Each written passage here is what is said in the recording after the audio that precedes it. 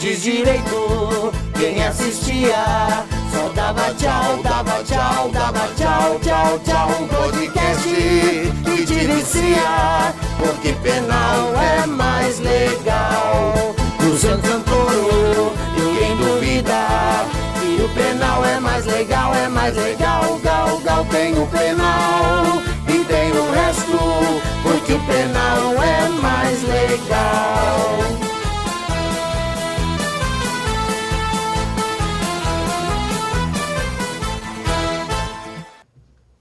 Olá, seja muito bem-vindo ao podcast Penal é Mais Legal. Eu sou o Luciano Santoro e você já sabe, nesse espaço nós discutimos direito penal e processo penal, com uma linguagem clara, mas sempre muito técnica. Hoje eu tenho a satisfação de receber, pela primeira vez, um videocast para falar a verdade. Primeira vez que a gente faz gravado, ao vivo, aqui, o meu querido amigo Luiz Augusto Durso. É o cara dos crimes digitais no país hoje. Não tem autoridade maior no assunto. E no mês do advogado, esse episódio, para estrear, Luiz, somente podendo te receber. Muito bem-vindo. Espero que aqui seja um espaço muito agradável para você, que você goste aqui do Penal é Mais Legal. Volte outras vezes.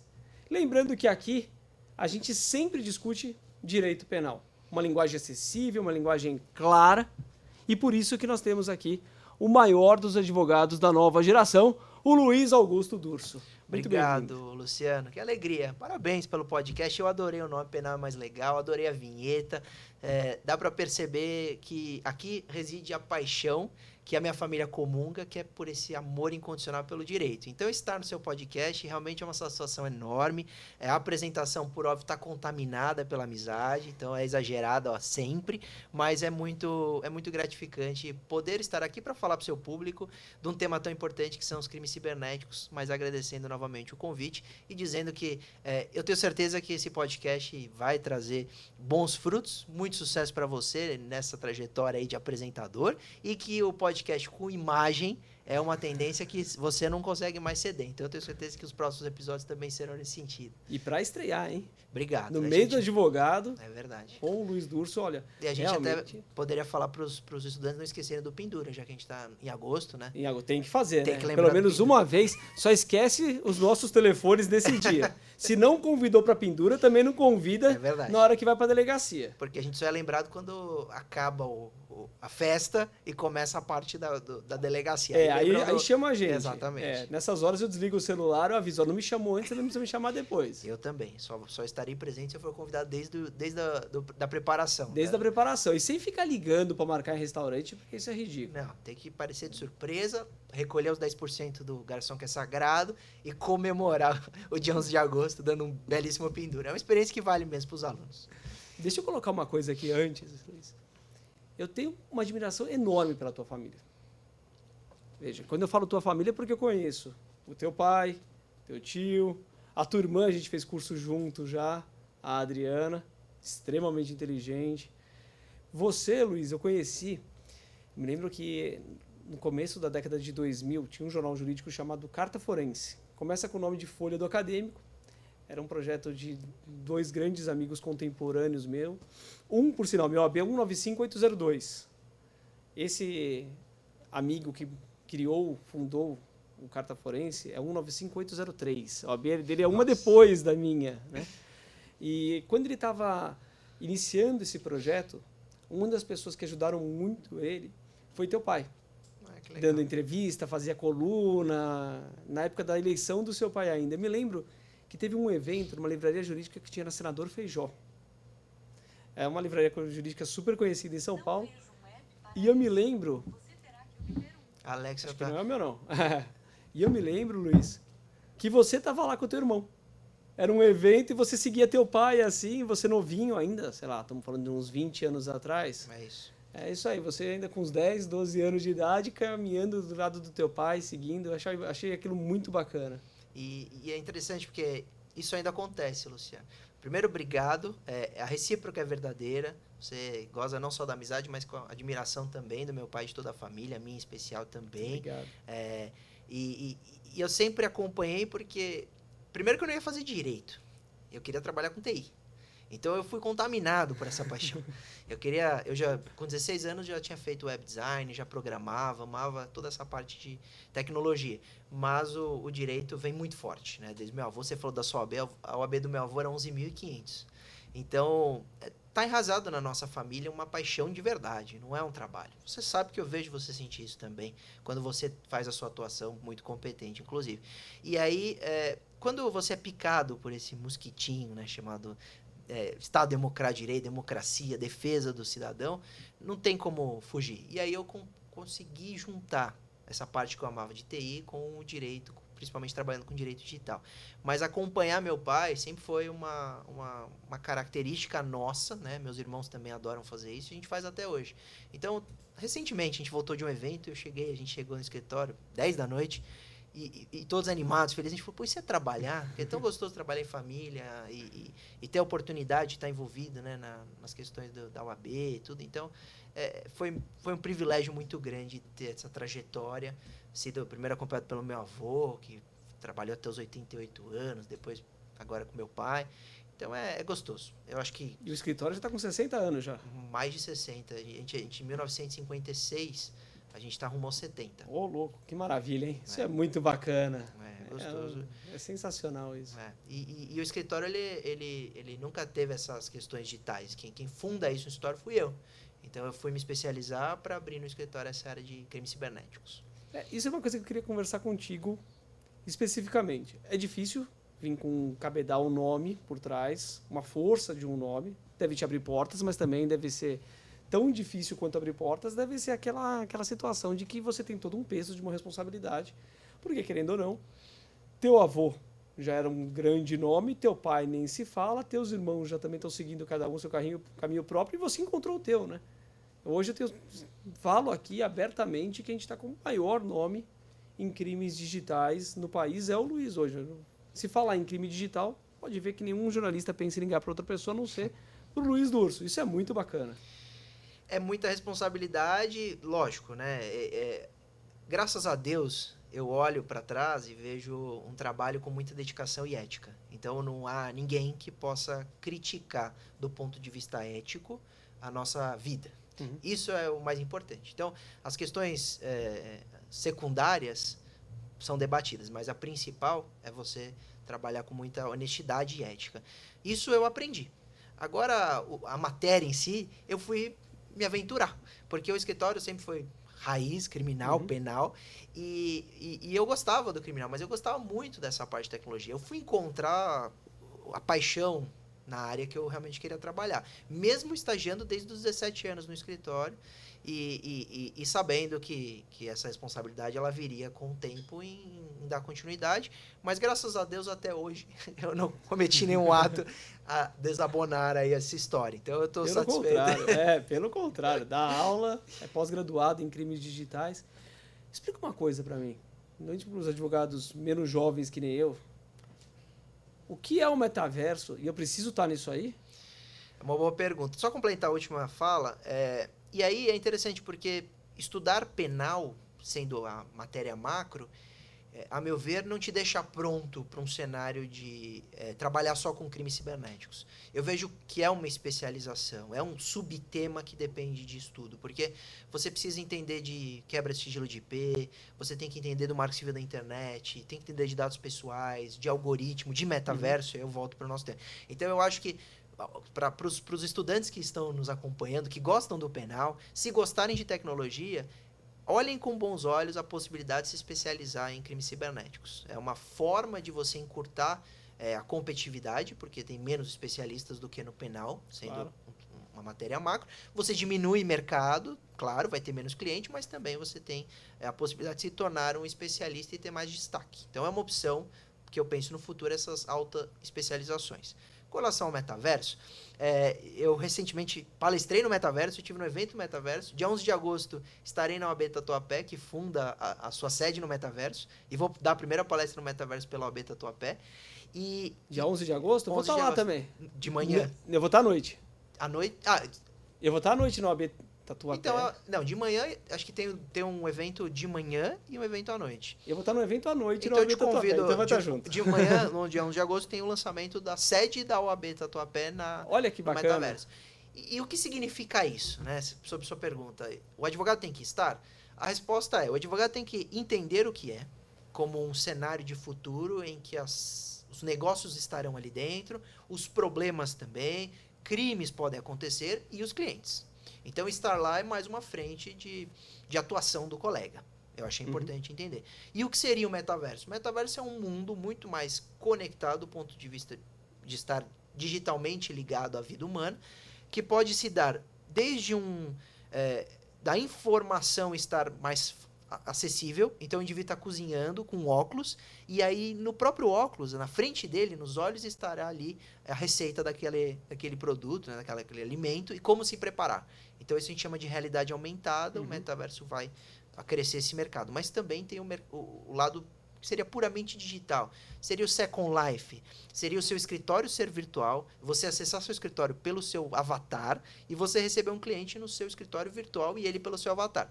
Qual é o lado bom disso? Ele não precisa sair da casa dele, você não sai da sua casa, mas não é aquela experiência do Zoom, que tá os dois olhando uma tela e você não chega próximo do cliente. É uma experiência muito mais imersiva com um óculos e até possíveis toques e etc. Então seria uma vida muito mais digital mesmo, como se fosse um servidor que as pessoas estarão ali se encontrando, frequentando eventos, aulas.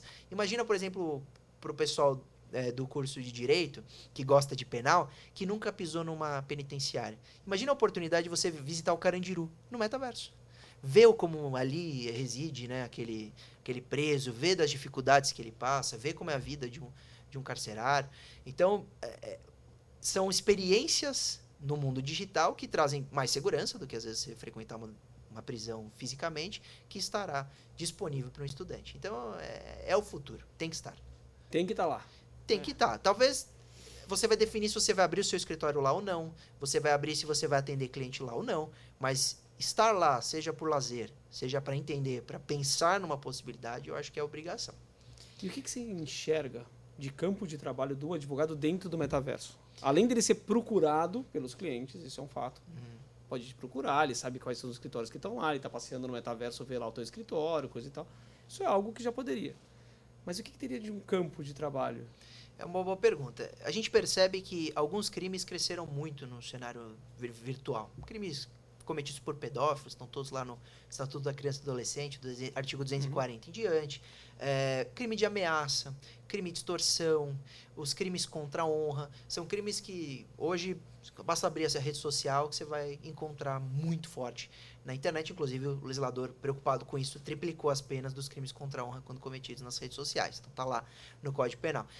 Esses crimes que são cometidos entre seres humanos, nesse contato humano mais próximo, crime de estelionato, por exemplo, eles vão automaticamente migrar para o metaverso. Recentemente, debateu sobre um assédio no metaverso, até a possibilidade de um crime de estupro virtual dentro do metaverso. Isso a gente vai ter que enfrentar. Seja para entender que o avatar não pode ser vítima de um estupro, porque ele é um avatar, seja para entender que pode ter um tipo de assédio ali sendo cometido. Então, isso ainda vai ser debatido e a possibilidade de ser consumado ou não dentro do metaverso vai ser uma resposta que a gente vai ainda alcançar. Mas alguns crimes eu tenho certeza que a partir de hoje já podem ser, como extorsão, como estelionato, porque o indivíduo pode transacionar Bitcoin dentro do metaverso e ele está achando que está comprando um produto ou vai receber alguma coisa em troca e, na verdade, é tudo uma fraude, é um estelionato. Dá para cometer pelo metaverso. Então, onde há vida humana realizando qualquer tipo de tarefa social, você vai existir crime e dentro da internet isso é igualzinho. A diferença é que você afasta muitos crimes que dependem da presença física. Até o homicídio, hoje, muita gente poderia responder, é impossível ser cometido pela internet. E eu digo e garanto que não. Existe homicídio pela internet. O indivíduo invade uma empresa e tem, por exemplo, esse caso concreto, gás sob alta pressão no estoque. Ele consegue alterar a pressão do gás e explodir aquele gás. Mata 3 funcionários. Ele comete a distância esse homicídio. Ele está na casa dele, invadiu um sistema. Ou ele altera um medicamento que é aplicado por um robô num hospital na Europa e aumenta a dosagem e aquele paciente morre de overdose. Homicídio cometido pela internet. Então, é muito difícil você pensar um crime em que não dá para cometer na internet. E o metaverso é um novo cenário de muito problema. E aí, mercado. mercado de dados, né? Tem a parte muito forte de vazamento de dados, isso gera um problema para as empresas, por exemplo, com a extorsão. O indivíduo coleta um banco de dados enorme e exige um pagamento para que a empresa, para ele não vazar essa informação ou para não apagá-la. No metaverso você vai ter coleta de dados muito mais forte, porque se hoje a empresa coleta informação na sua vida, onde você, dentro da sua casa, tem um LED conectado na Alexa, não há dúvida que quando você entrar num sistema de computador para viver, os dados coletados serão mais íntimos, menos privados, no caso. Não existe mais intimidade na internet, não existe privacidade dentro do metaverso, você não vai ter. Então você vai ter problema, com certeza, sobre essas informações coletadas. Então é um mercado enorme que vai precisar de advogado para resolver e ajudar as vítimas. E advogado que saiba, né, do que está falando. Né? Porque eu acho que a nossa grande questão, principalmente falando para os alunos, para os estudantes, é que precisa se especializar. Né? Você precisa do conhecimento relativo àquilo. Quando eu me formei lá atrás, a gente estava começando a discutir crimes econômicos. Exatamente. Até a virada dos anos 2000, nem se discutia crimes econômicos. Tem uma pesquisa da professora Ela Vieco, não tinha ninguém cumprindo pena por crime econômico no Brasil. Absurdo. Até a virada dos anos 2000. Aí vem uma pesquisa bem legal do Francis Beck, do Rio Grande do Sul, que mostra daquela virada até 2012, você tem um crescimento exponencial dos casos, dos crimes econômicos. Os escritórios de advocacia criminal, naturalmente, boa parte dele migram para os crimes econômicos, tanto que hoje a gente tem inúmeros colegas que falam que só fazem isso, só querem crimes econômicos e falam, nunca vou pisar num júri na minha vida, não é meu interesse, não gosto desse tipo de crime, não gosto de crimes clássicos. Mas eu vejo que é algo natural, né? Você migrar para uns crimes digitais também. O que não está interligado hoje numa rede? Conhecer um pouquinho é quase obrigatório. Por isso que eu, às vezes, até sou convidado a dar aula de noções gerais de direito digital em pós-graduação, porque o colega tem que entender um pouquinho de cadeia de custódia da prova, como preservar uma prova no ambiente virtual, print screen é válido ou não, como fazer uma ata notarial, ou até usar tokenização de certificação e etc. Isso é necessário para a vida do colega em qualquer área que ele tiver, só que a especialização para trabalhar nisso pode ser uma tendência magnífica para aqueles que gostam. Você acabou de citar. A gente sabe que hoje a massa carcerária são os crimes com tráfico de drogas relacionados à droga, mas essa porcentagem diminui quando cresce essa investigação. Na verdade, os crimes econômicos existiam, mas o Estado não estava tão preocupado, não tinha leis específicas. A gente está falando da lei de organização criminosa de 2013, que vem com delação premiada, etc. Então, é tudo muito recente, mesmo quando a gente olha essas questões que são óbvias, como as questões de penal econômico, mas é uma mega área. Escritórios estão vivendo, crescendo, se evoluindo só trabalhando com isso. Então, eu acho que a autoespecialização é uma tendência do mercado, seja você médico, seja você advogado, e que o direito digital é um mercado em expansão que movimenta no mundo 1,5 trilhão de dólares. Então, o prejuízo é enorme, o investimento em cibersegurança também. É uma matéria e é uma área muito promissora. Então, aquele que se especializar e trabalhar, estudar e etc., terá uma grande chance de sucesso, de viver bem financeiramente, porque hoje há excesso de caso e poucos especialistas para atender. É assim que eu enxergo. Eu acho que, como é uma matéria super nova, não há o suficiente no país, isso eu garanto. Em São Paulo talvez tenhamos, mas no país não há, de especialistas nessa área para atender toda a demanda. E aí o cliente pode procurar um colega que entenda, mas que não é especialista, ou optar por fazer ali de outra forma. Eu entendo que a evolução do direito reside na autoespecialização e a minha área é uma delas, segmentando. Você falou do júri, talvez eu não faça tão cedo, porque no direito digital até hoje eu não tive, né? Quando eu abri esse braço no escritório, na minha área, nesse setor, não há júri hoje, porque a gente está por exemplo, na minha área, qual é o carro-chefe? São os estelionatos, é a extorsão contra a empresa, invasão a perfis. Então você vê quantas fraudes eletrônicas são cometidas que o indivíduo invade um perfil no Instagram e faz venda falsa para os seguidores. Então esse é meu carro-chefe. Recuperação desses perfis, investigar e etc. Hoje é isso. Amanhã serão outros temas, mas que é uma área em expansão e que atrai um mercado maravilhoso por causa de ser especialista e que eu acho que depende sim da autoespecialização, porque aquele que se aventurar pode amanhã ter um problema. Eu até falo isso nas aulas da pós. Você que é colega e quer essa área, se for advogar se intitulando especialista, ou querendo vender esse serviço como um especialista, estude profundamente, porque a minha área tem alguns detalhes técnicos da parte do TI, que não é nem jurídico, que vai sepultar uma investigação. E eu te dou um exemplo. O indivíduo pede a quebra do sigilo do IP por um perfil falso que está ofendendo no Facebook. Uhum. Aí, chega um número de IP, só que o colega não pediu a porta lógica.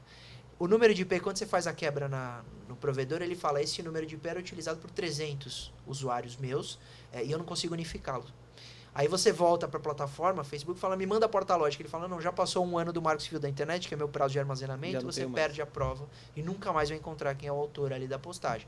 Então, por causa de um dado, que é uma porta lógica, que unifica esse acesso, você perde um caso. Então, lembra quando na faculdade de Direito você ensina muito bem, o professor fala, tenha muita atenção com prescrição, ou com o prazo decadencial da queixa-crime, que muita gente perde, ou a procuração específica na queixa-crime, que muita gente, por causa disso, perde o cliente, perde o processo, ou você que sendo a outra parte, resolve o problema do cliente. Mesma coisa as questões técnicas no TI. Às vezes você vai derrubar todo um laudo pericial num dispositivo por causa da cadeia de custódia não ter sido respeitada, ou porque o laudo não foi feito adequadamente. Então a parte técnica na minha área, às vezes é o que soluciona um caso. Então é assim que eu enxergo, por isso que eu acho que o especialista, a demanda exige esse grau de empenho nessa área também do TI. É um alto grau de especialização para conhecer essa parte técnica informática. Exatamente. Além da parte jurídica.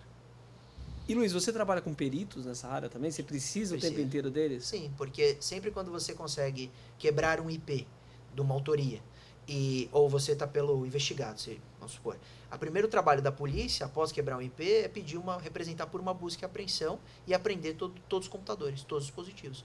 Porque quando você quebra uma conexão, você encontra uma residência, uma titularidade, não uma autoria. Você tem indícios mínimos. Então você precisa quebrar o sigilo, primeiro do acesso à internet, para depois encontrar um titular que assina aquela conexão, para depois ir à casa dele, apreender celular e computador, para periciar tudo e descobrir qual foi o aparelho utilizado para acessar a internet naquele dia para cometer o ato ilícito. Então, a prova é muito difícil de fazer, a investigação é muito complexa, e que o perito nessa parte, ele que vai trazer parte muito robusta da autoria, dizer, era esse computador que naquele momento era acessado pelo Joãozinho, pela Mariazinha, e que ele seria o suposto autor do ato ilícito ali pela internet. Então, essa parte de trabalhar com perito, conhecer a parte de TI, é essencial na minha área. Responsabilidade penal, eminentemente subjetiva, perfeito? Até aí estamos tranquilos, estamos nadando no lugar comum, tirando em crimes ambientais. Em crimes ambientais, por expressa disposição da nossa Constituição, a gente pode sair um pouco dessa responsabilidade subjetiva e pensar numa responsabilidade objetiva, como a gente viu no caso das tragédias de Mariana, outras tragédias que nós tivemos. Nós vemos a atuação em face das empresas. E nos crimes digitais, como é que você vê esse futuro, Luiz? Ainda mais com tanta robotização, automatização. É uma excelente pergunta. Eu li um livro outro dia do nosso querido Rossini, e ele foi um dos pais dessa tese da responsabilidade jurídica, da responsabilidade penal para a pessoa jurídica para crimes cometidos por robôs. Porque o melhor exemplo que você pode dar para os alunos entenderem o que a gente está falando imagina a Uber ter um carro que não tem mais motorista. Ele é autônomo, ele busca ali um passageiro e entrega em outro lugar. Esse carro atropela alguém e mata esse indivíduo atravessando a rua. Quem é o responsável penalmente, né? Cadê o motorista? É a máquina não responde. Então, nesse caso, eu sou defensor da responsabilidade penal da pessoa jurídica. Então, a Uber, em vez de ser o diretor ser responsabilizado por um homicídio, que ele não tem nada a ver, põe a empresa no banco dos réus e ela responde como as medidas ali da lei ambiental. Multa, ressarcimento, etc. Então, você tem um estudo muito forte por causa de inteligência artificial, robotização, ações automatizadas, realizadas por algoritmos que geram dano. Muitos. O próprio algoritmo pode ser criminoso. O Twitter, ele foi investigado porque seu algoritmo era racista. Então, quando se publicava uma foto no Twitter, automaticamente a plataforma dá um zoom em alguém. E ele sempre priorizava pessoas brancas. Se tivesse uma pessoa branca e uma pessoa negra ao lado, ele priorizava a pessoa branca no zoom. algoritmo racista. E um laudo apontou isso, depois de testar milhares de conteúdos, que o algoritmo sempre optava. E por quê? Porque o algoritmo, mesmo com machine learning, mesmo com o autoaprendizado, lá no início ele foi escrito por um ser humano. E o ser humano passa suas crenças e seus preconceitos para a máquina. E ele acaba desenvolvendo a longo prazo. Então o algoritmo também será preconceituoso a longo prazo, como o ser humano é. E vai cometer crime. Vai cometer, às vezes, uma ofensa, vai cometer crime contra a honra, pode discutir com alguém, brigar na internet, ou pode ir além, matar uma pessoa. Recentemente, semana passada, teve a notícia que um robô, jogando um xadrez com um menininho, deu um problema, e ele, em vez de pegar a peça do xadrez, pegou o dedo do menino e quebrou o dedo do menino. Lesão corporal, cometida por uma máquina. Então, como responsabilizar essas máquinas? Elas não serão. Então, é melhor, penso, a responsabilidade penal da pessoa jurídica, nesses casos, quando ilícitos cometidos por algoritmo. É muito bacana isso, né? E você estava falando dessa questão do robô, e eu me lembrei de um caso que eu tive no escritório, Luiz. A gente atendia uma dessas redes de restaurantes que tem Brasil afora. E, na verdade, era um fundo americano que veio no Brasil, comprou esta rede. Você tinha um presidente que era um presidente espanhol, que estava no Brasil. Ele ficava em São Paulo. Só que em uma das lojas, não vou falar a marca, mas uma das lojas do restaurante, num shopping no Rio de Janeiro, no Botafogo, encontraram, numa fiscalização, uma lasanha vencida. Numa das geladeiras, lá na última prateleira da geladeira, tinha uma lasanha vencida lá dentro. Produto impróprio para consumo. Além do gerente ser denunciado, o Ministério Público me denunciou o presidente da rede que estava aqui em São Paulo. Como se ele tivesse a responsabilidade pelo dever de agir, de evitar aquele resultado. E olhar o vencimento da lasanha numa das lojas de uma rede imensa. Então, se a gente vai pensando, veja, não está tudo muito distante ou não interligado. São várias soluções que a gente tem dentro do direito penal que a gente tem que pensar. Como que eu aplico neste lugar? Como que eu aplico naquele lugar? É verdade. E isso faz da gente ver o quanto o penal é legal, né? Porque a gente tem tantos casos bacanas que a gente vai lembrando e a gente vai se colocando. Agora, esse ano, tive um caso interessante aqui em São Paulo, desses golpes do Tinder. Muito triste o caso. Mas se você não tiver aquele conhecimento que você está falando, você não chega na autoria do fato. Em síntese, né? Só sendo bem sucinto no que foi o caso. O rapaz, ele era um oriental, conheceu uma menina pelo Tinder, do Tinder foi para o WhatsApp e ela marcou um encontro onde ele deveria buscar ela na Vila Brasilândia. Ele foi sequestrado. Quando ele estava chegando na Vila Brasilândia, à noite, era quase 11 horas da noite, num lugar péssimo, que se ele tivesse visto antes, que era lá, nem os moradores de lá vão para lá, porque realmente é perigoso nesse horário da noite. A hora que ele estava chegando lá, ele viu que era uma emboscada, fugiu com o carro e os rapazes não deixaram e se perseguiram ele de moto e acabaram dando um tiro, e esse tiro acabou matando o rapaz, e foi um latrocínio, e aí tem toda uma história por trás, porque começa-se uma investigação para tentar localizar quem foi, né? Muito difícil num latrocínio você descobrir quem são os autores do latrocínio. O caso acabou indo parar no DHPP e eles conseguiram localizar por 2 investigações paralelas. Olha que legal. Uma do DAS, em cima de golpes do Pix, do Pix naquela região que estava intensificado, e a outra do DHPP em cima do telefone, do WhatsApp, do telefone celular com aquela pessoa que tinha trocado. E aí, as 2 investigações, em um determinado momento, elas se encontraram e eles conseguiram identificar essa quadrilha. Mas precisou do conhecimento do DAS e do DHPP dessa parte de crime digital, porque senão você não solucionaria um crime clássico que é um latrocínio. E é legal o seu exemplo. O primeiro exemplo, eu ouço e lembro da Lava Jato, essa história de cegueira deliberada, a importância do compliance. E compliance e governança corporativa, do mesmo jeito que a gente viu crescer na Lava Jato, a importância, né, exatamente para eliminar essa responsabilidade, ou tentar eximir o presidente de uma responsabilidade de um alimento vencido numa geladeira das 500 mil que uma rede tem, No digital também, porque um funcionário pode acessar uma rede de uma empresa e cometer um crime de dentro. E aí você vai ter o compliance tentando monitorar para não sobrar responsabilidade por dono da empresa, aquele que assina a conexão e etc. E o segundo caso é porque é interessante que, às vezes, o ambiente virtual está muito próximo do crime físico, o crime normal. No seu caso aí, você percebe que a parte digital é uma parte importantíssima, que é a parte da comunicação, convencimento, e é o que de fato faz ele chegar no momento em que ele foi vítima desse crime fisicamente, que em tese não teve nada a ver com o digital, porque ele tomou um tiro e morreu, ou sofreu uma lesão. Então, quando esses mundos se encontram, isso deixa claro que a internet não é terra sem lei, porque no seu exemplo, graças à internet, conseguiu-se a prova. E eu sempre falo muito nisso, né? Que às vezes um crime cometido na internet é mais fácil se desvendar, mais trabalhoso talvez, mas mais fácil, porque tem registro de absolutamente tudo que acontece na internet, mesmo em Deep Web, do que um crime que pode ter sido cometido fisicamente e ficar, por exemplo, os crimes com violência contra a mulher, etc., que é dentro de um ambiente privado, muito difícil de se encontrar as provas ou até entender quem seria o grande responsável. Então, o cenário virtual, do mesmo jeito que ele traz uma dificuldade enorme na investigação, ele traz um presente na questão de base probatória e quebra de sigilo, porque não há como você acessar e ter uma resposta do servidor sem você se identificar. Muita gente fala de VPN, né? Virtual Proxy Network.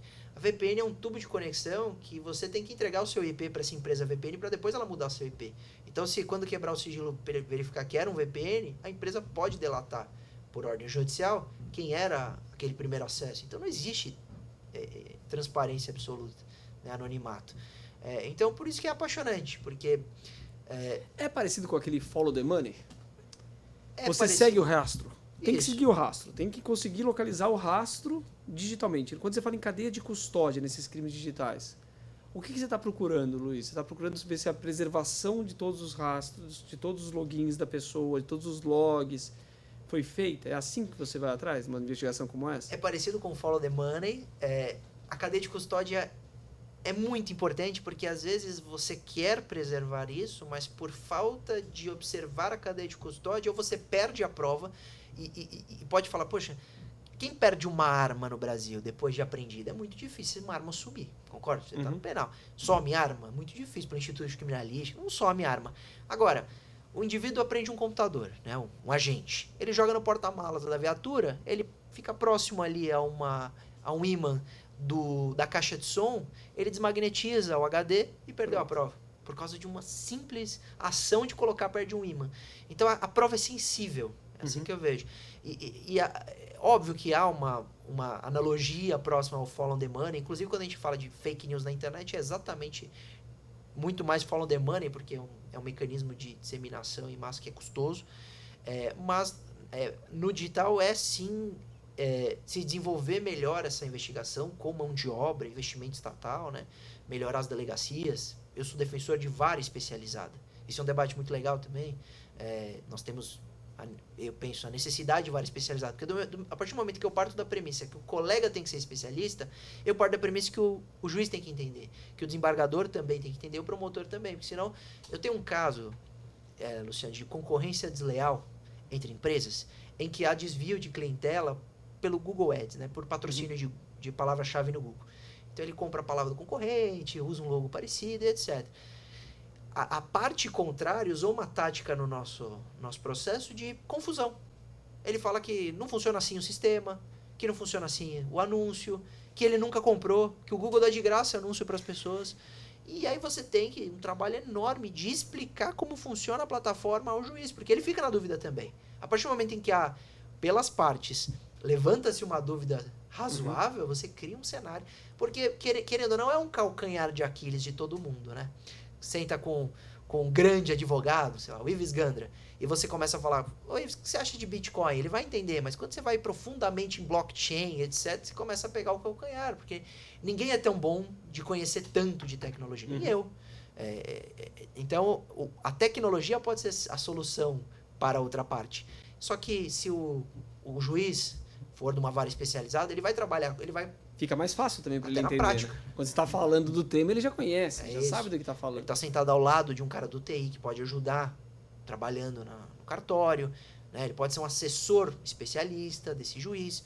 Então, eu defendo a vara especializada porque a cadeia de custódia é importantíssima. Para se encontrar essa autoria, você depende de análise de todos esses dispositivos.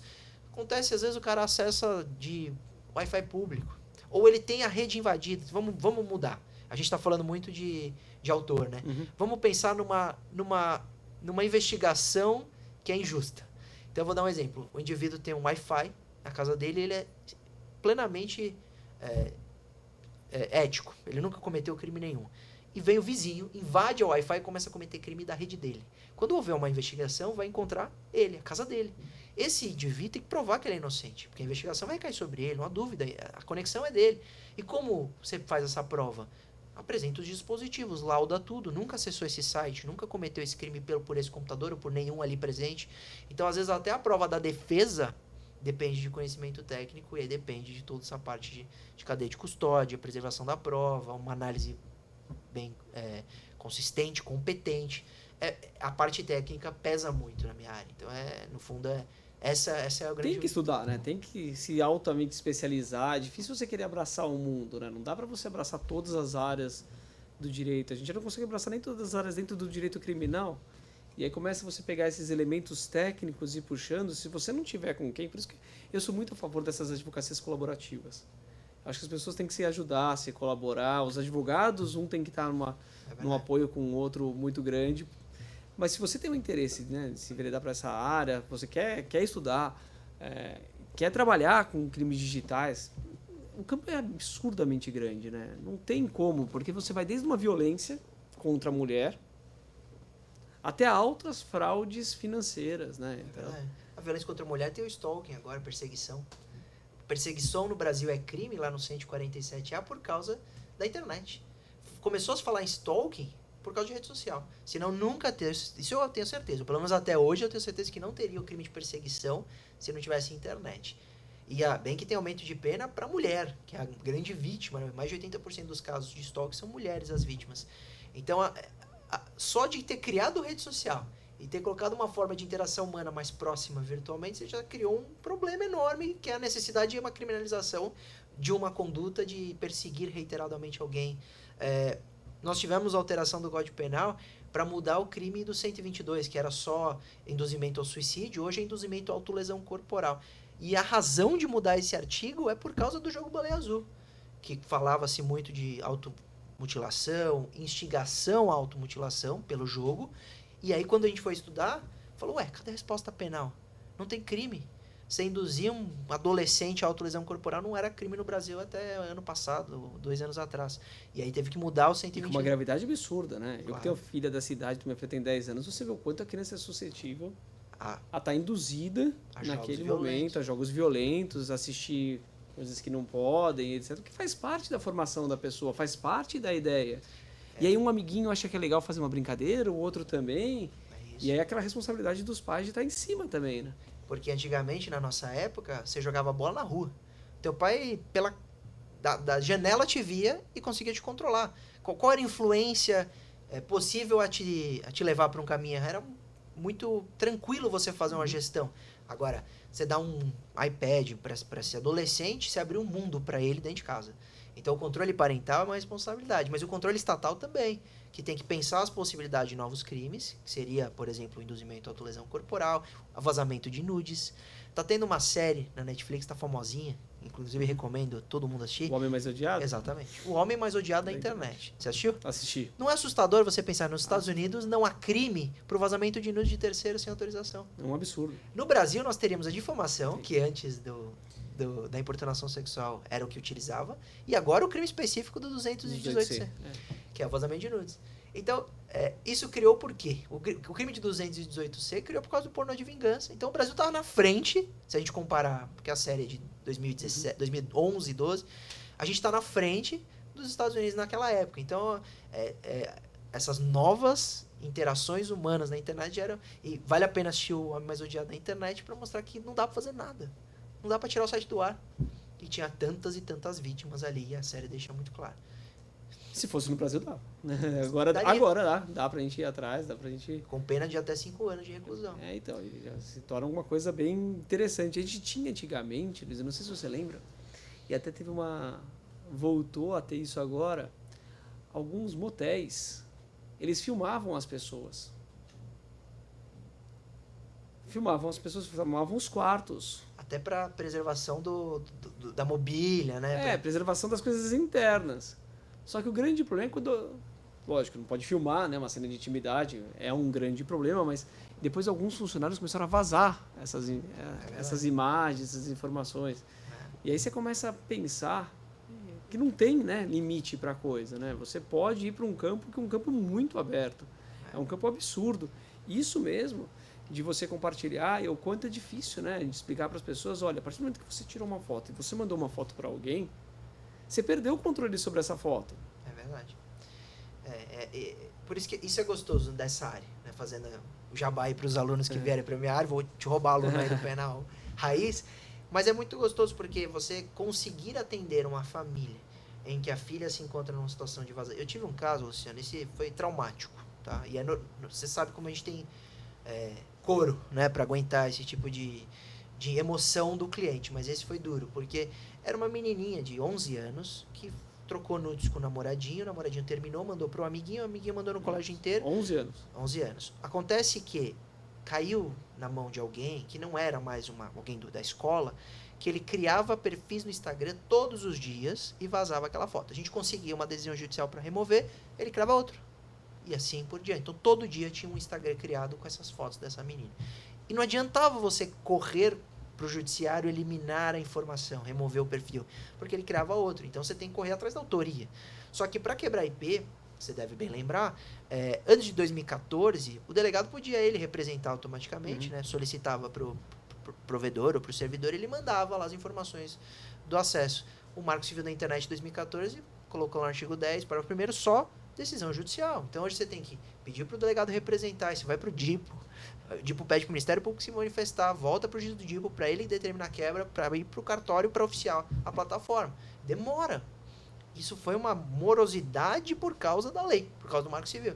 E a gente, tentou, o professor Luiz Flávio Gomes, saudoso, era um dos autores de um projeto de lei para mudar o Marco Civil da Internet, para acelerar a investigação no ambiente virtual, mas a lei está aí atrapalhando. A gente falou bem, né, até agora. Você pega o Marco Civil, tem algumas críticas a parte que trouxe esse sigilo do log de IP, como se fosse um sigilo bancário.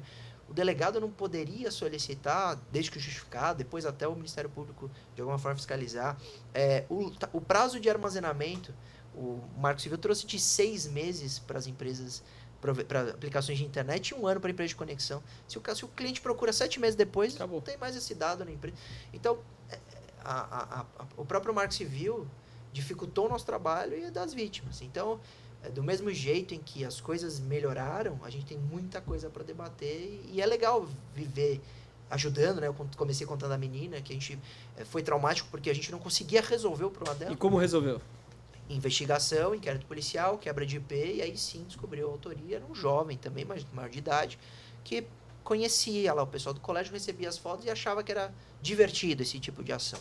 Acontece que foi antes da entrada em vigor da lei de importunação sexual. Então, ele respondeu por difamação, você sabe bem, pena de 3 meses a 1 ano. Então, foi convertido no GCRIM. É frustrante. Por isso que a gente aplaude, né, o vazamento de nudes, o crime específico. É frustrante, mas quando chegou nele e ele viu que, opa, peraí, eu tô na internet, mas não é uma terra sem lei, sim, parou, né? Não aconteceu mais, tem efeito pedagógico. Poderia haver uma ação de indenização dela contra ele, mas a resposta penal, né, é ridícula, né? Ridículo. É mais ou menos, você deve ter passado muito por isso, quando o cliente procurava antes da cena da pena triplicada, quando o cliente procura e fala, não, ele me ofendeu na internet, eu vou processá-lo, ele te paga para ingressar com uma queixa-crime, a queixa-crime, antes de ser recebida no GCRIM, marca audiência preliminar, reconciliação, e vai para conciliação. Aí o seu cliente fala, de jeito, composição civil, de jeito nenhum, eu não vou dar não quero R$1 dele. Transação penal, vem o Ministério Público e fala, acho que R$300. Tá gastei muito mais que o advogado. Então tem algumas coisas que a gente no cenário virtual, principalmente, por causa do ambiente virtual, porque os crimes contra a honra antes da internet eram muito diferentes. Você concorda? Porque ou era um jornalista que tinha acesso à imprensa forte, ou era alguém no bar da praça. E a internet, né? E esse poder de disseminar uma notícia para todo mundo, até impulsionar. O alcance é muito grande. Então, aí agora a pena é triplicada. Porque alguém olhou para isso e falou, realmente, tem razão, não dá, não é adequado. Então, acho que o direito digital, os crimes cibernéticos, eles mudaram muito recentemente o penal. Com essas novas condutas que foram criminalizadas. Então, eu fico muito feliz em acompanhar essa evolução. E fico feliz, às vezes, até de ter participado, porque do Baleia Azul eu tive participação direta, né, na audiência pública. A ideia de aumentar a pena, de incluir no Código Penal, foi dada pela gente. Então, alguma coisinha, a gente tem um papel de ajudar a sociedade. Então, é muito gratificante, assim, é muito legal. E você vê, Luiz, está precisando de um diploma específico para os crimes digitais? Ou a gente ainda consegue resolver, olha, eu tenho aqui o estelionato, mas se eu fizer essa alteraçãozinha aqui, eu estou incluindo esse estelionato aqui sentimental, que também vai abarcar essas coisas ligadas à internet. Ou então, já que eu estou aqui num crime contra a liberdade, eu já pego o stalking e já coloco aqui nos crimes contra a liberdade.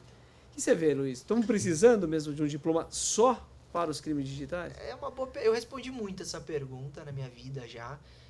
Se eu defendi uma lei específica, mas é que eu acho que a gente conseguiu, né, durante os últimos anos, ocupar essas lacunas. Então, você acabou de citar uma notícia de ontem, né, de sexta, que foi a aprovação no Congresso do estelionato sentimental, que poderá vir a mudar o Código Penal se for sancionado, etc. Então, eu vejo que antes disso já tivemos a fraude eletrônica, a gente aumentou a pena para os crimes de invasão de dispositivo informático, a gente incluiu o crime de invasão de dispositivo informático com a Lei Carolina Dickmann em 2012. Então você citou também outras mudanças. Eu acho que a gente conseguiu até então ocupar essa necessidade. Se você me perguntar hoje, no seu estudo aí, nessa área, tem uma coisa ou outra, eu diria pouquíssimos. Alguns casos muito específicos que a gente olha e, puxa, aqui Tá faltando. tá faltando. O que aconteceu também, vamos tirar do ambiente virtual, o que aconteceu com a importunação sexual. Uhum. O indivíduo vai ejacular em alguém no ônibus e fala, mano, o que ele cometeu? Não é estupro. Então é uma contravenção. E aí você ele fala, sai. mas só isso, né? Isso. Como é que pode, né? Então, pode acontecer, porque eu também não tenho todas as respostas de todos os casos concretos. Mas até então, me parece que o Estado agiu muito bem. Falta, a gente até conversava antes do podcast, uma parte mais preocupada com os dados, parte penal mais preocupada com isso. Porque não que eu defendi ter na LGPD a parte penal, não defendi mesmo. Eu achava que era uma lei muito específica, necessária naquele momento para cuidar disso. Mas que eu ainda acho que haverão responsabilidades penais para os dados, porque o resultado é imediato. Né? O indivíduo está sendo ameaçado, vazou o dado aí na internet, a partir de amanhã ele tem risco de vida. Né? E a responsabilidade disso de vazar é só civil? Né? A gente tem já no Código Penal alguns crimes que trazem a responsabilidade... A divulgação de segredo, etc. Só que aí sempre pensa que ele obtém a informação por uma função, pelo seu cargo, ou pelo seu ofício. Agora, já me perguntaram, qual é a criminalização para o vazamento? E não responde por hipótese de omissão, né? Exato. Você está numa omissão de dados ali. Isso. E aí, não investiu em cibersegurança. Não investi em nada, tenho só ali um... Então eu defendo. Hoje eu defendo, até pensando no prejuízo do vazamento de um banco de dados enorme de uma empresa, porque não é às vezes só dado cadastral. Vaza o seu cartão de crédito. E aí eles começam a fazer compra. E aí sobra para você correr atrás, vítima, consumidor, de resolver o problema. Todas as dívidas que eles contraíram em seu nome, as contas abertas em seu nome, os empréstimos realizados, tudo por internet banking, sem conferência dos dados adequadamente por parte dos bancos digitais. Então é um cenário em que hoje o titular do dado fica exposto por uma negligência absoluta das empresas que não investem adequadamente em cibersegurança e que a responsabilidade seria, hoje no pior dos mundos, a multa da NPD de 50 milhões de reais. Então, eu acho que pode ser que é bom pegar no bolso, mas a parte penal, mesmo sendo a última necessária, por gerar um prejuízo concreto à vida ali do titular, pode-se pensar sim. Então, eu acho que ainda nesse lado de dado a gente vai evoluir, principalmente com os algoritmos, etc. Mas o que eu tenho visto hoje, respondendo a sua pergunta, é que a gente está conseguindo incluir bem até então. Então, eu te pergunto, você vê a necessidade, não, como professor? Não, eu não Então, vejo. eu concordo. Para mim, no meu modo de entender, eu vejo que é um grande direito penal e você tem vários nichos ou várias Perfeito. áreas de subespecialidade que te levam. Como eu também não via necessidade de um direito penal econômico específico, para mim, eu tenho um conceito mais macro de direito penal econômico e acho que a gente já está bem resolvido com diversas leis que nós estamos colocando. Gostaria muito de ver um código penal, ele tivesse sido aprovado, o anteprojeto de código penal, onde você tivesse todas as leis penais no mesmo diploma. Perfeito. Mas todas as leis penais, porque hoje em dia, a gente costuma brincar, né? A gente tem um exemplo da Lei do Salário Mínimo de 2011, onde trouxe a regra do parcelamento regra de parcelamento tributário que afeta diretamente a extinção da punibilidade nos crimes tributários. E você fala, que inseriram naquele lugar lá? Como é que você não... Quer dizer, porque foi o tipo que estava sendo aprovado e eles botaram a alteração dentro daquela norma. É ruim você ter ela muito espalhada, porque você tem um problema que são diversas normas tratando de direito penal, e aí você fica muito difícil de você entender. E o aluno, então? É muito difícil você saber onde estão aquelas regras que são aplicadas, mas a partir do momento que você tiver um único diploma, não precisa só um diploma para os crimes, eu acho que isso, estando dentro do mesmo diploma, resolve para todo mundo. Acho que o anteprojeto de 2013 ele não vira, né? Porque o legislador ele foi muito além, ou pelo menos o legislador não, mas os autores do anteprojeto eles foram muito além do que a sociedade estava preparada para alguns temas, como o aborto, etc. Mas, tirando isso, eu espero sim que a gente tenha um diploma só de direito penal. Né? Você falando da necessidade de um diploma, eu lembro de uma aula que eu dou, quando a gente fala de interceptação de comunicação informática, a gente usa a lei de interceptação telefônica, que é de 1996. É a única forma, quando o indivíduo, por exemplo, invade um e-mail.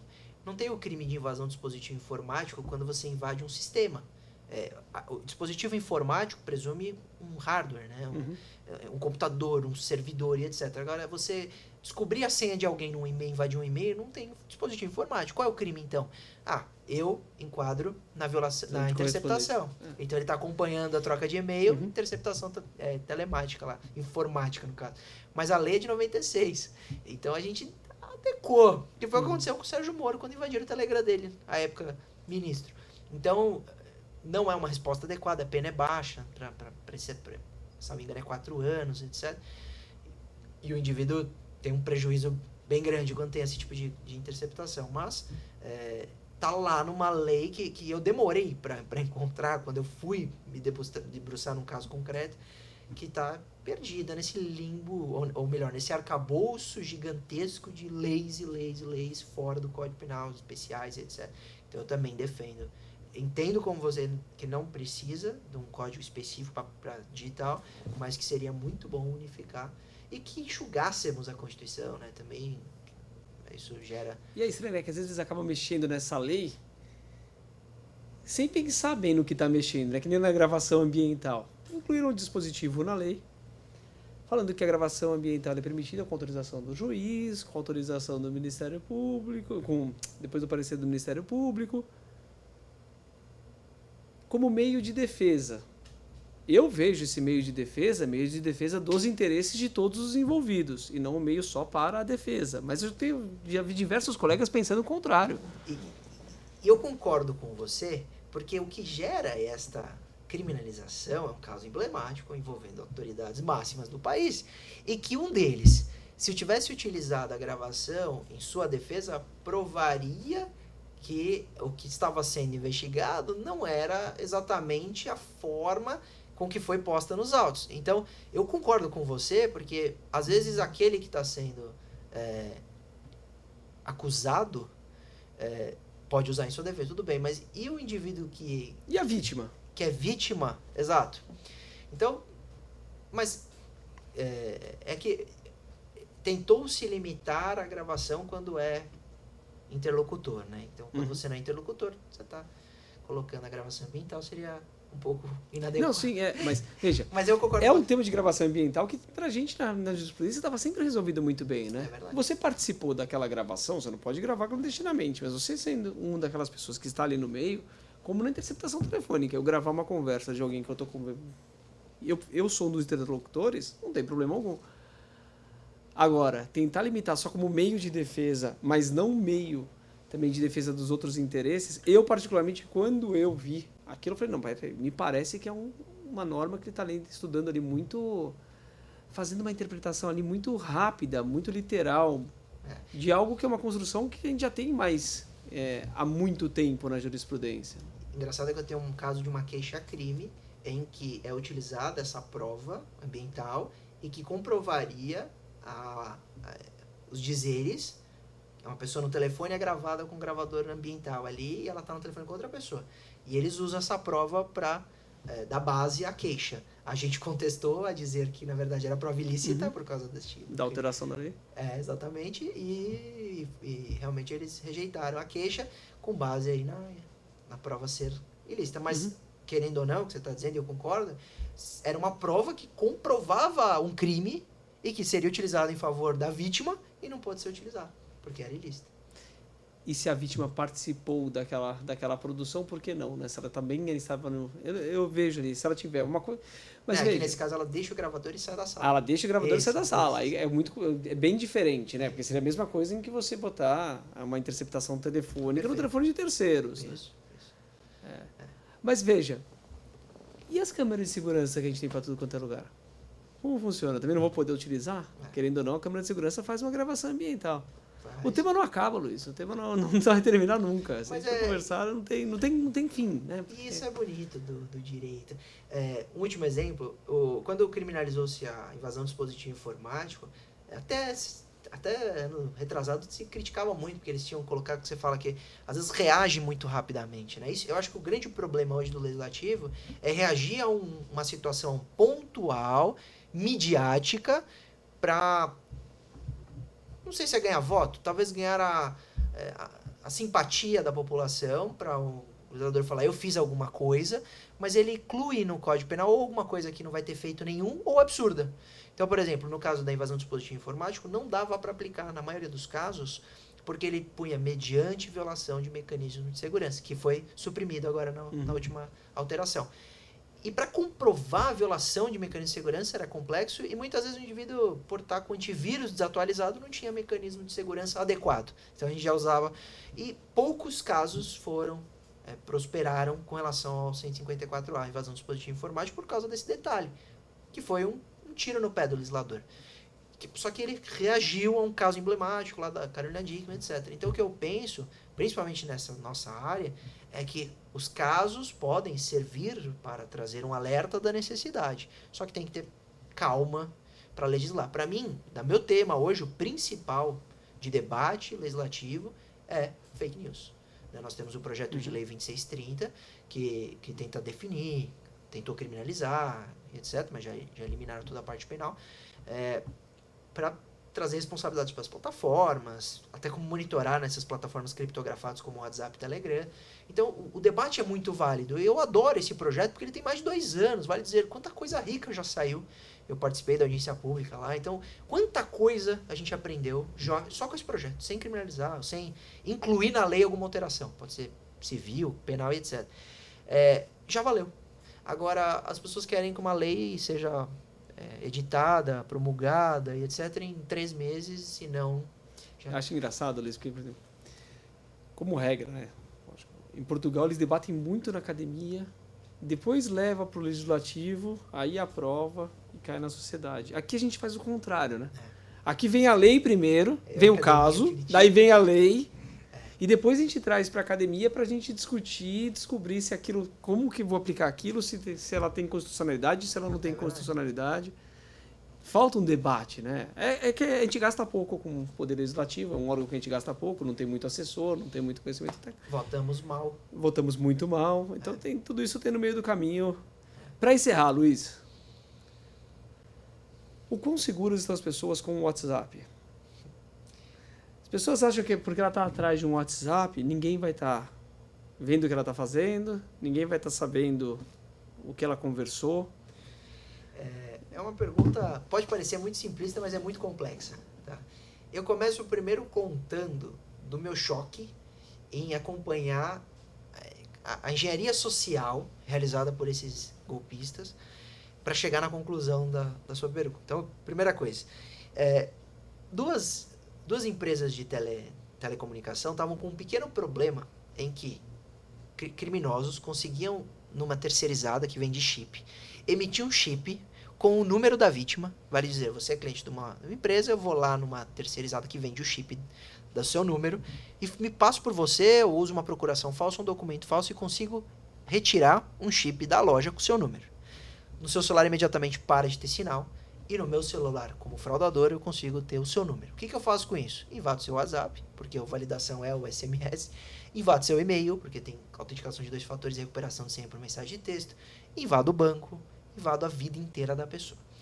Aí, quando eu me deparei com esses casos, que é chamado de SIM swap, né, clonagem do chip, já me magoou profundamente em saber dessa possibilidade, esse risco enorme dentro da vida aí das pessoas utilizarem o aparelho celular.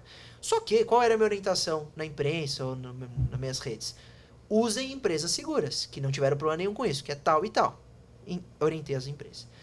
Recentemente, me liga uma vítima. Eu falei, qual é a sua... É tal e tal empresa? Que eu já cantava quais eram aquelas inseguras. Ela falou, não, é aquela boa. Eu falei, ué, não, doutor, mas sabe o que aconteceu? Eles fizeram a portabilidade do meu número para empresa insegura e clonaram na empresa insegura. E aí eu fui pesquisar que a portabilidade, ela é quase autônoma, quase automática, porque senão a empresa mãe ia ficar ligando pra você. Tem certeza que você quer fazer a portabilidade? Então é meio que fácil fazer. Então o que eles estão fazendo? Até para as empresas seguras, eles estão fazendo a portabilidade e clonando o chip. Eles sabem que eles conseguem o chip. Exatamente. Então você me pergunta, qual a segurança do celular, do WhatsApp? Eu vou te falar, é muito pequena. Porque no Brasil, há uma engenharia enorme, pensando em fraudes, em invasão, em acesso, gigantesca. Do ponto de vista tecnológico, é extremamente seguro. Então, ninguém consegue interceptar sua comunicação no WhatsApp. Ninguém. Ele é criptografado realmente ponto a ponto, como o Telegram também, e é impossível interceptar, a não ser que o seu aparelho esteja infectado ou o aparelho do interlocutor. Se o seu aparelho for um bom aparelho, de uma marca segura, atualizado com o sistema operacional, e você fizer um uso razoável, questão de se afastar de vírus, etc., é muito seguro. A comunicação não é... Numa investigação, você consegue duplicar os dados, né? Numa investigação em que o aparelho é apreendido, você consegue resgatar essa informação em backup. Só que se em tempo real, você não consegue duplicar os dados? A distância, o dado que não. está indo para o meu celular... Não. Também não? No WhatsApp, não. Se o seu celular está inviolado, se ninguém acessou o seu aparelho, não. Agora, porque assim... Ele, a partir do momento em que ele é enviado do seu aparelho, ele é criptografado. Então, na rede, ele é inviolável. Num aparelho e no outro, não. Se, por exemplo, o malware está no seu aparelho, ele vai captar. Ou se o perito fez uma busca e apreensão, né, a polícia entregou para o perito e ele vai fazer a análise, ele consegue. Desde que ele quebre a senha de bloqueio, ele tem a senha. Aparelhos da Apple, muito difícil quebrar, bem que quando a apreensão de aparelhos da Apple, e você sabe bem, o investigado não é obrigado a dar senha de nada, tem alguns aparelhos que até hoje aguarda-se a quebra da senha para conseguir acessar lá a conversa do WhatsApp. Então ele é seguro do ponto de vista da informação se houver uma busca e apreensão, é seguro contra a invasão durante o período de comunicação, mas ele como aparelho, ele não é tão seguro. Vale dizer, ele pode ter vírus nele, ou o indivíduo clonar o seu chip e invadir diretamente o seu WhatsApp e, por exemplo, fazer resgate de backup, etc. Então, se eu te falar que, como eu falar, tecnicamente ele é muito seguro, né? A criptografia é muito boa, o aparelho é muito seguro, só que você, como usuário, pode acabar caindo no phishing, instalando um malware, ou ter o seu chip clonado. Tem programas espiões mesmo, né? Tem. Que acabam duplicando a tela do... Recentemente ficou famosíssimo, esqueci o nome, ficou muito famoso, que era por que ele ficou famoso? Porque ele era um espião dentro de um iPhone, que é um dos aparelhos mais seguros do mundo, mas já a atualização e atualmente a empresa garante que não funciona mais. Era um aplicativo israelense, né? Porque Israel tem um nível de aplicativos muito seguros, muito, muito eficientes. Então, esqueci o nome, tá na cabeça, mas tudo bem. A questão é que a premissa para você, para o cliente, para o mundo é inseguro, não utilize esperando em que ninguém vai acessar a informação. Essa é a orientação para todo mundo. É possível a invasão, principalmente com clonagem. Sérgio Moro, para acabar, hein? Como que os alunos entenderem como Sérgio Moro teve seu Telegram invadido, que virou a Vaza Jato, que virou a Intercept, que virou a anulação dos projetos lá no STF, dos processos no STF, de vários da Lava Jato, por causa da situação lá que não havia imparcialidade, tirando a parte de de territorial, né? Que não foi da incompetência territorial, da situação da possível parcialidade do Moro em razão dos vazamentos das conversas. O Telegram era usado pelo Moro. Os criminosos, eu não gosto de chamar de hacker porque é atécnico, né? O termo é cracker, mas os hackers descobriram o número do Moro. E esses aplicativos, como o Telegram e o WhatsApp, validam o acesso com um código que ele envia para você, seja por ligação ou por mensagem de texto. Então, o que eles fizeram? Eles colocaram lá o número do Moro num Telegram virgem, vazio, neutro, e colocaram enviar o código. Aí ele falou, você quer por mensagem de texto ou por ligação? Eles colocaram por ligação. Vale dizer, o Telegram ligou para o Sérgio Moro, para passar o código Telegram de acesso. Eles bombardearam o celular do Moro de ligação. Um monte, um atrás da outra. Quando a plataforma ligou e o celular dele estava ocupado por causa dessas ligações, caiu na caixa postal. E o Telegram gravou a senha do Telegram na caixa postal. Seu código é tal, tal, tal. Aí, os smartphones, para facilitar a vida das pessoas, não pediam mais senha de caixa postal. Bastava você ligar, ele verificava que era seu número e te entregava os recados na sua caixa postal.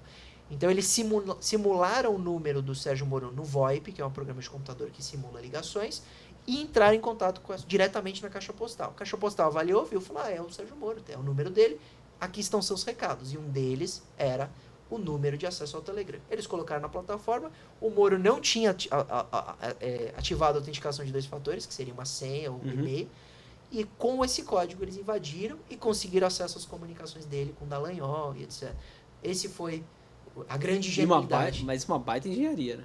Foi inteligente, mas não muito elaborado. Porque imaginava-se que era algo assim, do aparelho. Não invadiu nem o aparelho. Os caras colocaram o número dele, pediram para gravar na caixa postal e invadiram uma caixa postal, que é muito insegura.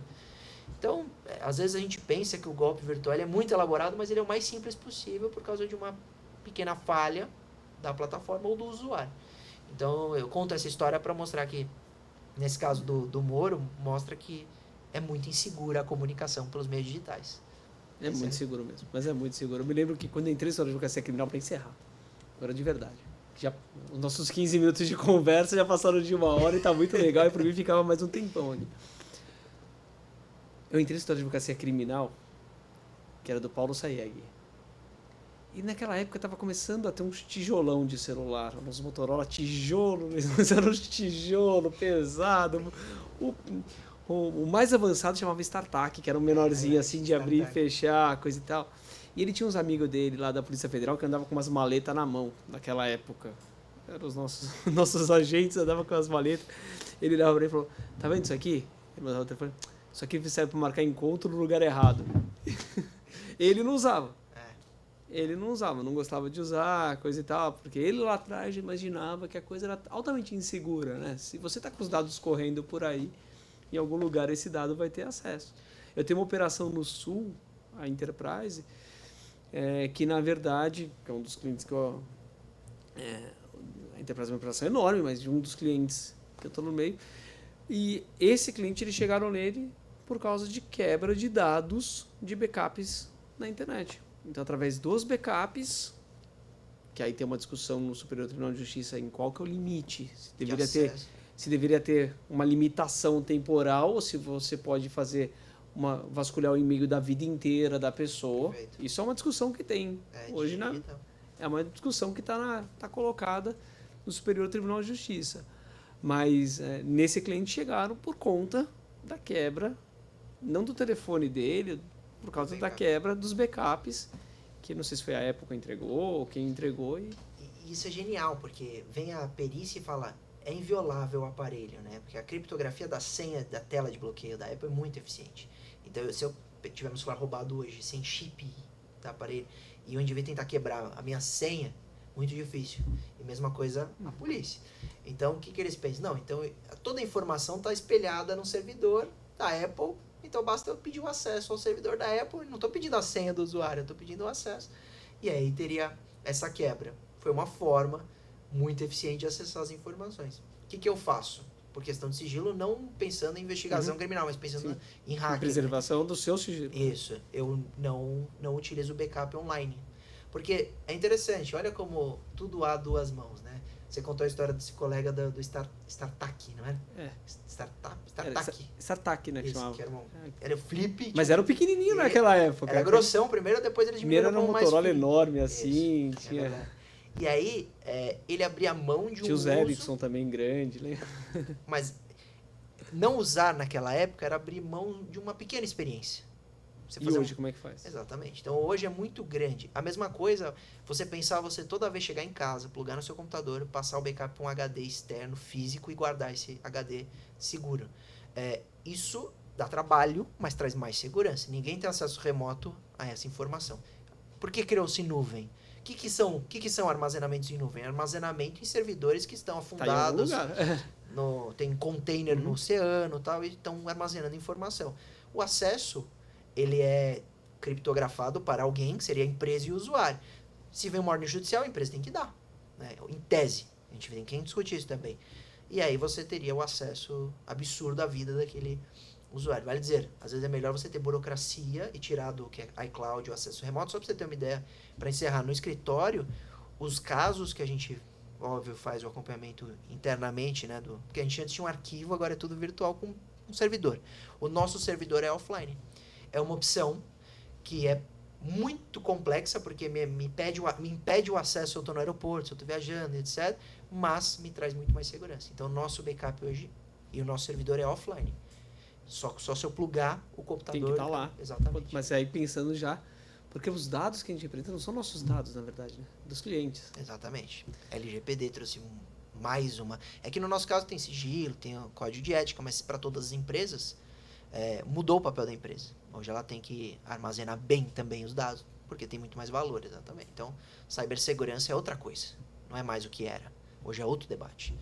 Luiz, não tem nem como te agradecer por todo esse tempo aqui, essa disponibilidade, esse carinho aqui com a gente. Sabe que aqui o Penal é Mais Legal também tá de portas abertas o tempo inteiro, para quando você quiser vir e falar, não, eu quero gravar um episódio sozinho com alguém aqui no Penal é Mais Legal. Aqui é nosso, né? Aqui é um canal criado para os penalistas, que a gente possa falar um pouco de direito penal sem ter aquelas barreiras que às vezes impedem a gente nos outros podcasts que a gente vai, nos outros programas. Aqui é de criminalista para criminalista, dentro da casa dos advogados, no meio dos advogados. Dizer que eu tenho certeza que teu sucesso ele vai cada vez crescer mais, Luiz, porque você é um cara preparado, um cara educado, Obrigado. Um cara que tem um coração enorme. E o Luiz, eu tenho certeza, o Luiz ele chega onde ele quiser. O Luiz vai ser ministro do que ele quiser, se quiser, porque realmente é uma competência extraordinária. E não é porque tem um sobrenome bonito, não, porque na verdade o competente é ele mesmo, dele, veio dele, do estudo dele. Então, meu querido, obrigado mesmo, Luiz. De coração, cara. Muito obrigado por ter participado aqui com a gente e volta mais vezes. Eu voltarei, queria agradecer. Você fala de... Eu encerro com uma satisfação, que eu acho que você está sentindo, de falar com tanto amor pelo que a gente falou aqui, que eu espero que quem nos ouviu esteja sentindo isso também, porque se está sentindo isso, é penal a vida, não adianta, isso é uma paixão.